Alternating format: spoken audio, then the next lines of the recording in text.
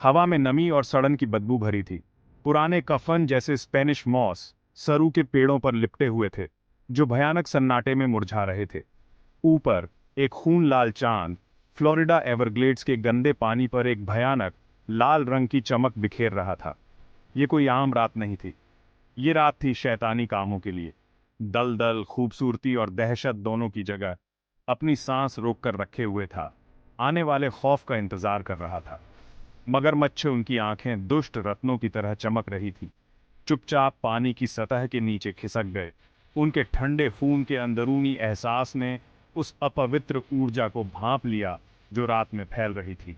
ऐसा लग रहा था जैसे हवा में ही एक भयानक ऊर्जा कड़क रही है, जो होने वाले बुरे सपने की आहट है।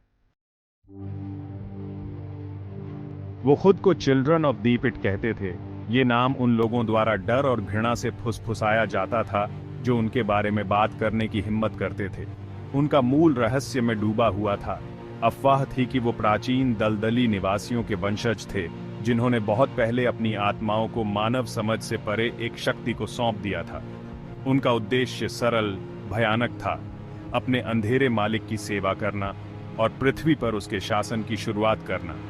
प्रेलेट के रूप में जाने जाने वाले एक करिश्माई और क्रूर व्यक्ति के नेतृत्व में इस पंथ ने खोई हुई आत्माओं, हताश और भ्रष्ट लोगों को आकर्षित किया।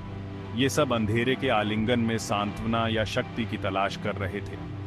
शक्ति और अमृता के वादों से आकर्षित होकर उन्होंने अपनी मानवता को त्याग दिया।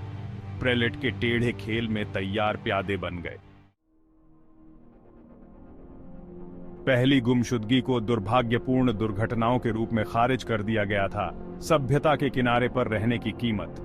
एक अकेला मछुआरा जो पानी के जटिल रास्तों में बहुत दूर तक चला गया था, उसकी नाव बाद में पलटी हुई और खाली मिली। लेकिन जैसे जैसे गुमशुदगी बढ़ती गई, एक भयावह पैटर्न उभरने लगा। प्रत्येक पीड़ित को आखिरी बार दलदल के किनारों के पास देखा गया था। उनके सामान अक्सर पास में बिखरे हुए पाए जाते थे। चिल्ड्रन ऑफ द पिट का नाम धीमी आवाज में लिया गया।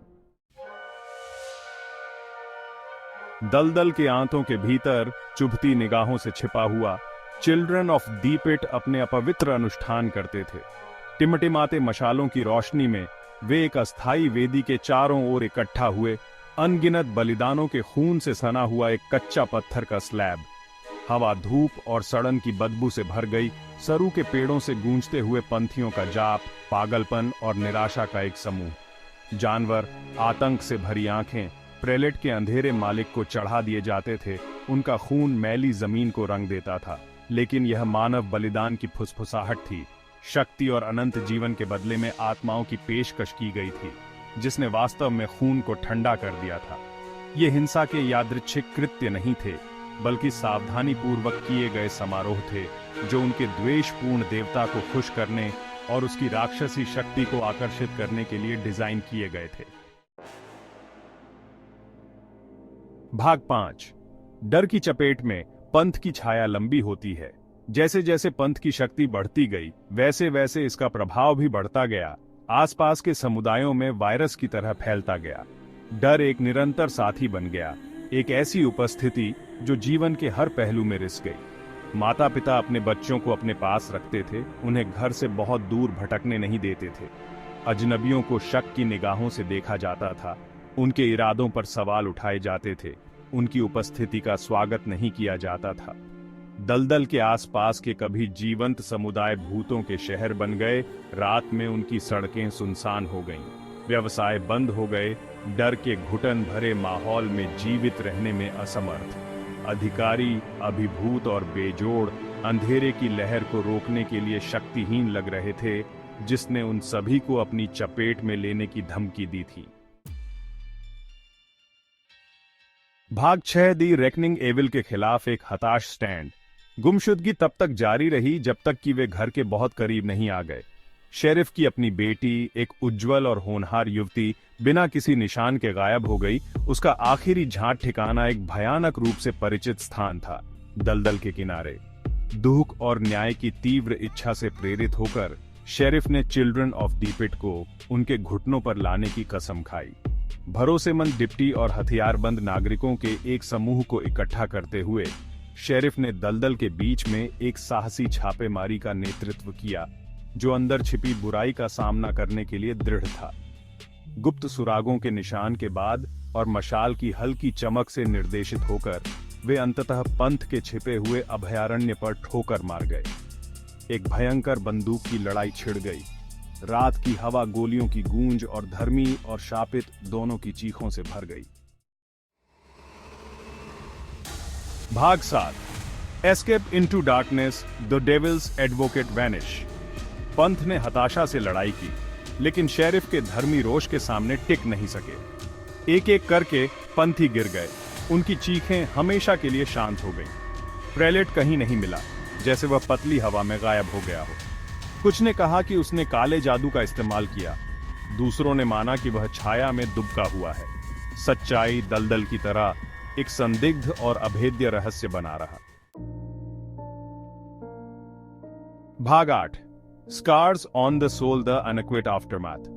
चिल्ड्रन ऑफ द पिट चले गए थे। उनके आतंक का शासन आखिरकार समाप्त हो गया था, लेकिन समुदाय पर उन्होंने जो निशान छोड़े थे वे गहरे थे। उस अंधेरे की एक सतत याद दिलाते थे जिसने एक बार उन्हें अपने आगोश में ले लिया था। दलदल, जो कभी जीवन और सुंदरता का स्रोत था, अब संदेह और भय के साथ देखा जाता था। एक ऐसी जगह जहां बुराई ने जड़ें जमा ली थीं और एक दिन वापस आ सकती है। गुमशुदा लोग मिलना बंद हो गए, लेकिन जो खो गए उनकी यादें बनी रहीं। उनके चेहरे हमेशा के लिए पीछे छूटे लोगों के मन में बस गए।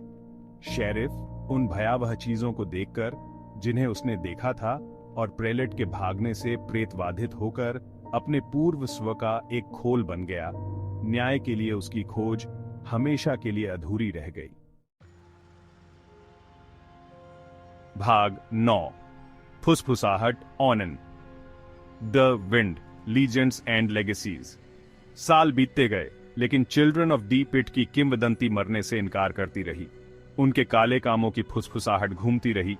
पीढ़ी से पीढ़ी तक बच्चों को लाइन में रखने के लिए एक सतर्क कहानी सुनाई गई और वयस्कों को उस बुराई की याद दिलाई गई जो उनकी प्रतीत होने वाली शांतिपूर्ण दुनिया की सतह के ठीक नीचे छिपी हुई थी।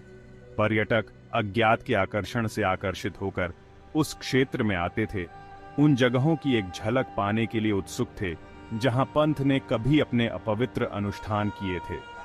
भूत शिकारी ईएमएफ रीडर और थर्मल कैमरों से लैस होकर अलौकिक के प्रमाणों को पकड़ने की उम्मीद में दलदल में चले गए, यह साबित करने के लिए कि जो बुराई एक बार वहां रहती थी वह अभी भी बनी हुई है।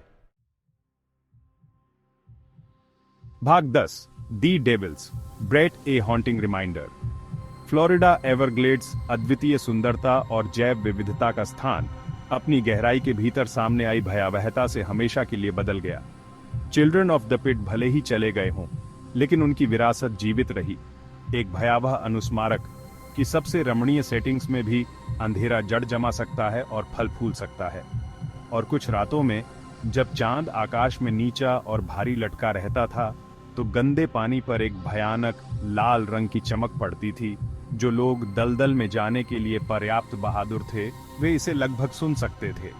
हवा में एक फीकी फुसफुसाहट एक बार हुई बुराई और मानव हृदय के भीतर रहने वाली अंधेरे की क्षमता की एक भयावह याद दिलाती है।